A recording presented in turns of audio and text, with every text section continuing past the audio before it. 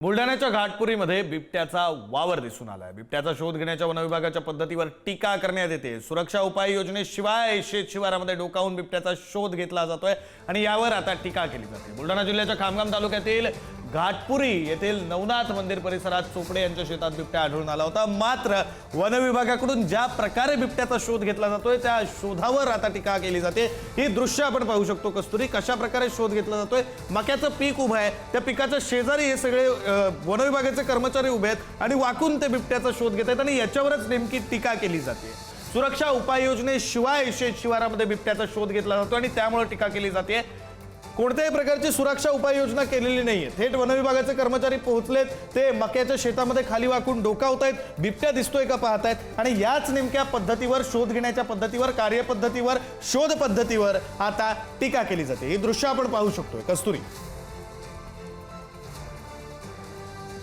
नक्कीच विक्रांत, म्हणजे बिबट्या आहे तो, बिबट्याचा शोध घेण्यासाठी उपाययोजना केल्याच पाहिजेत, मात्र बेर हँड्स जाणं, अजिबात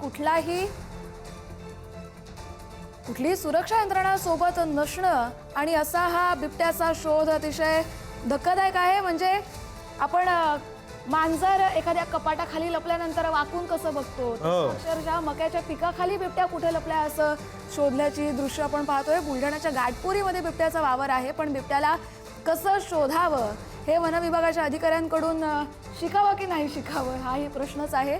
बुलढाण्यातली ही दृश्य, बिबट्या आहे त्या मक्याच्या पिकात आणि त्याला शोधण्यासाठी कुठलीच सुरक्षा यंत्रणा तैनात दिसत नाहीये आणि चक्क डोकावून या बिबट्याचा शोध घेतला जातोय।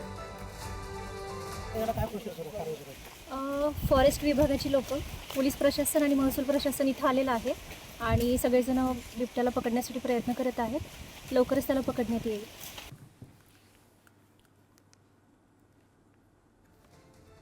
कस्तुरी, दृश्य आपण पाहू शकतो कशा प्रकारे बिबट्याचा शोध घेतला जातोय।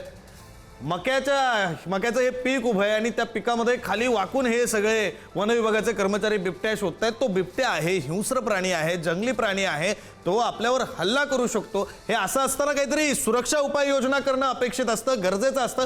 तसं काही नाहीये, बिनढोकपणे बिबट्याचा शोध घेतला जातोय आणि या पद्धतीवर आता टीका केली जाते।